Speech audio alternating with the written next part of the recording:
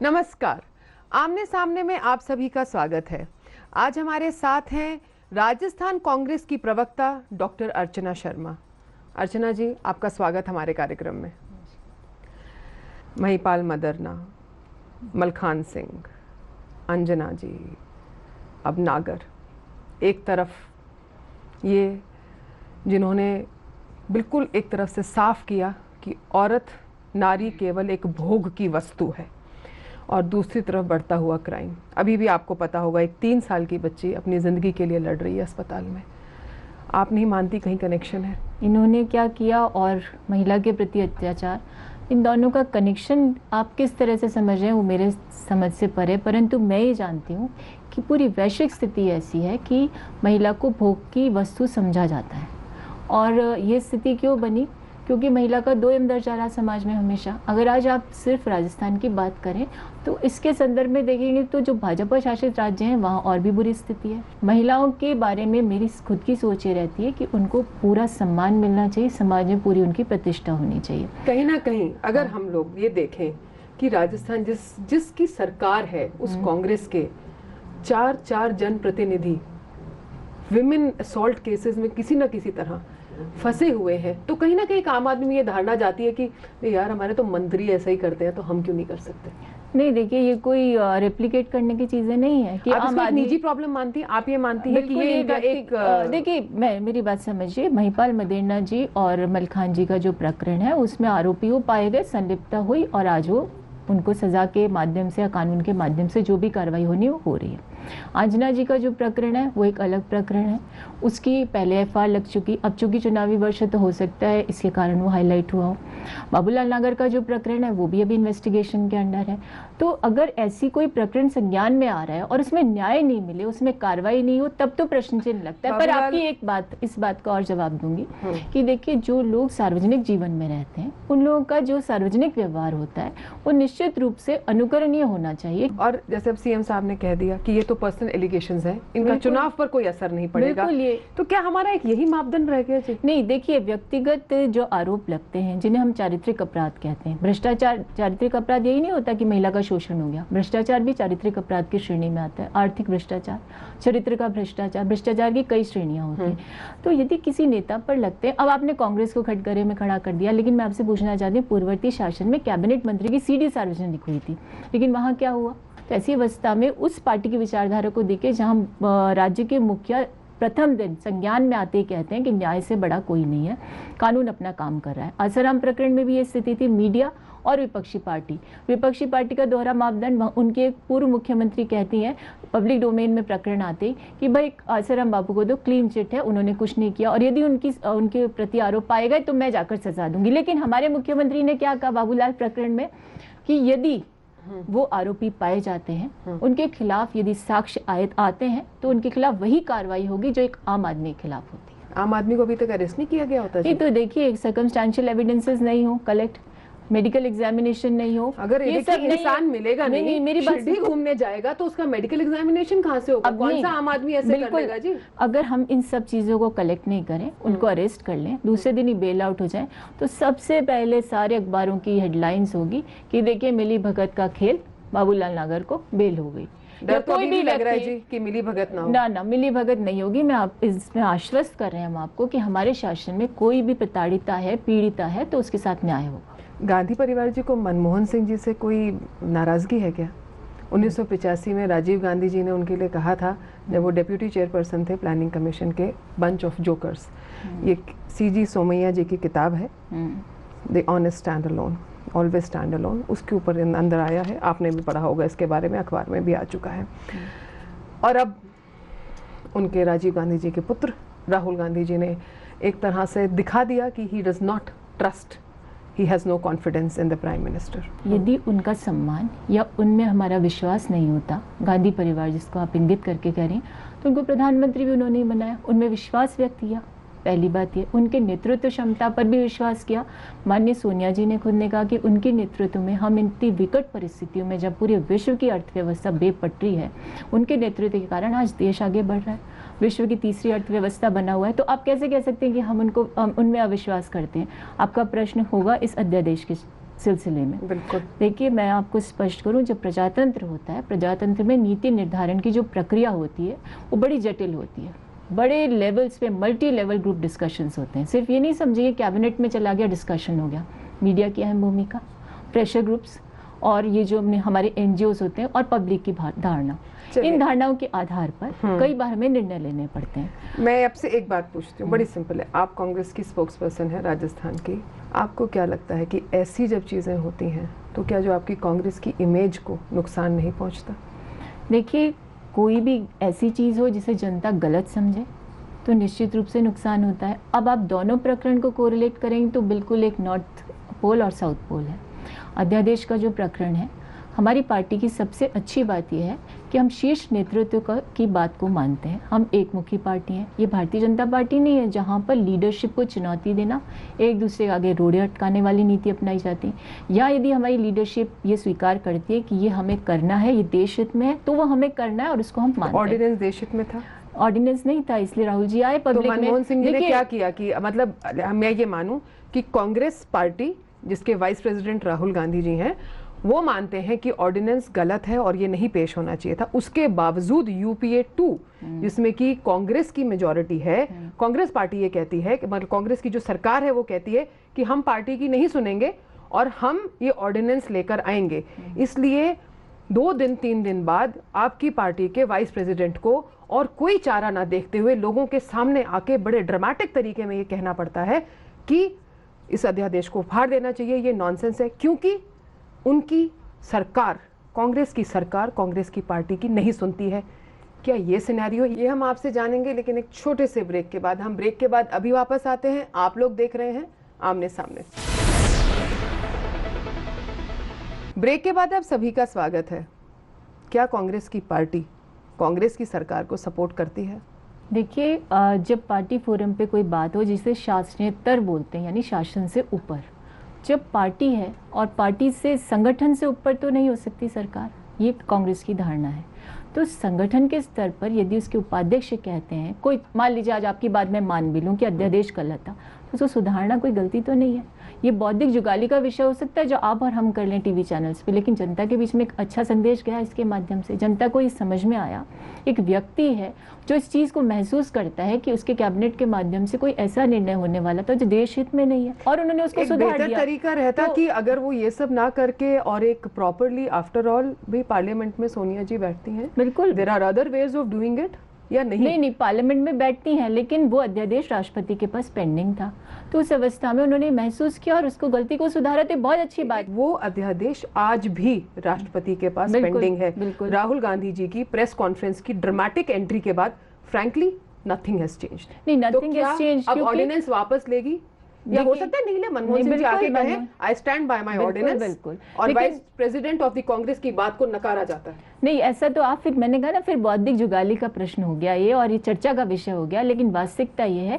कि इसके माध्यम से एक अच्छा संदेश गया कि सबसे बड़ी पार्टी जो नेतृत्व क्षमता रखती है, उसके उपाध्यक्ष ने आकर के एक ऐसी बात कही जो जनहित की बात है। मैं इस बात का समर्थन करती हूँ, संगठन की प्रतिनिधि हूँ।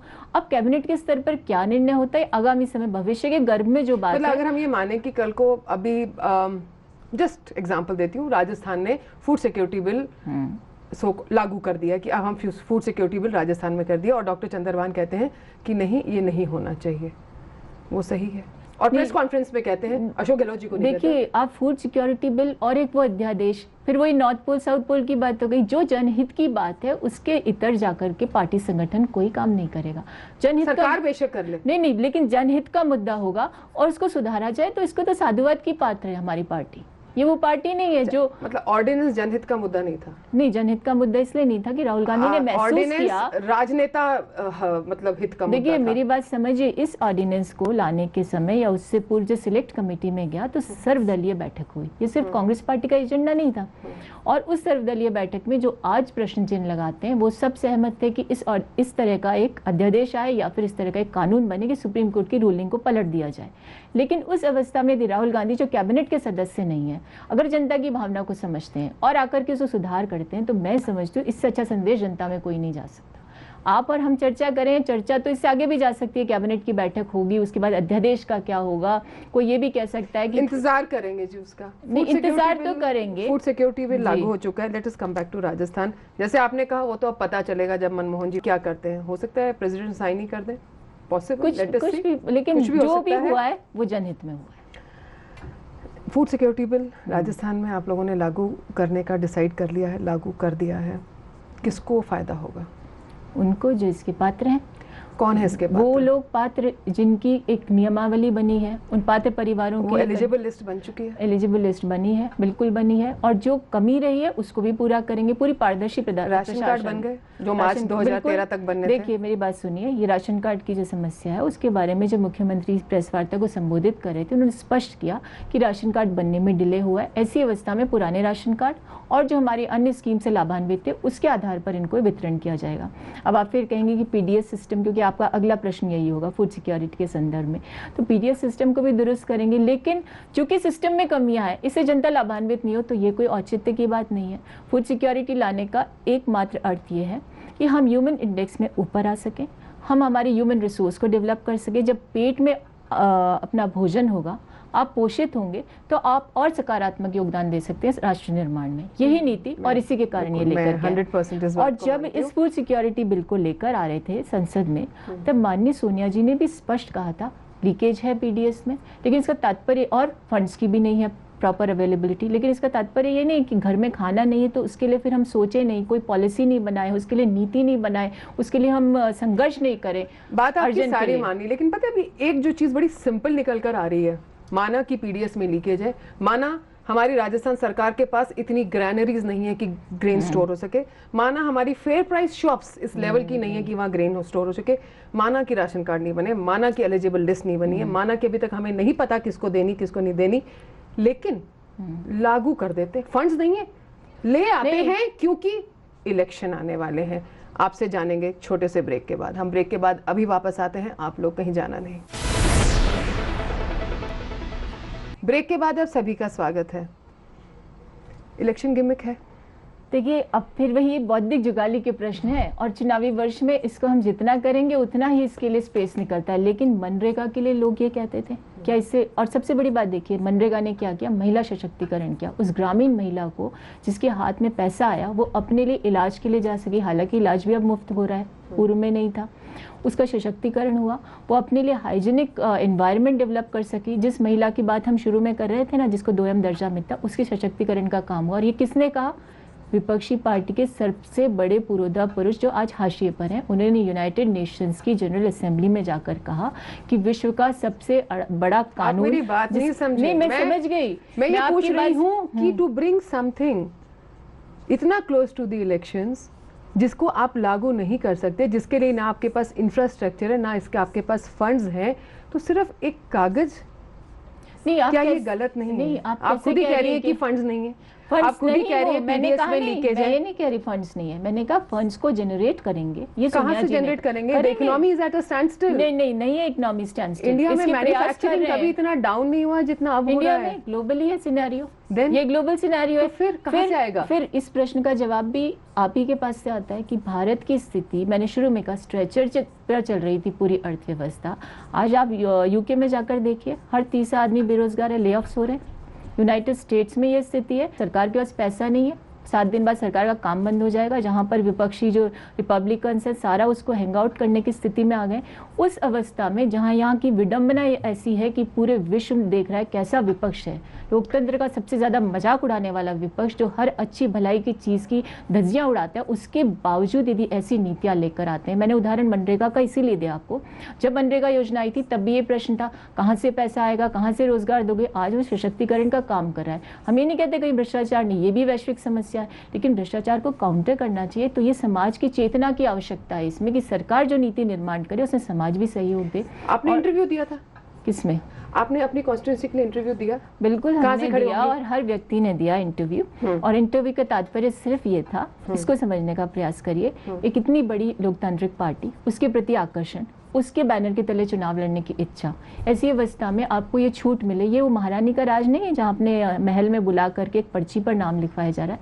यहाँ ये कहा जा रहा है कि आप इच्छुक हैं तो आवेदन करिए, आवेदन का फॉर्मेट आपको दिया जा रहा है, उस प्रपत्र के माध्यम से आपने अपनी जो रिक्वायरमेंट्स है उसको भरा, जो उसमें पूछा गया आपसे।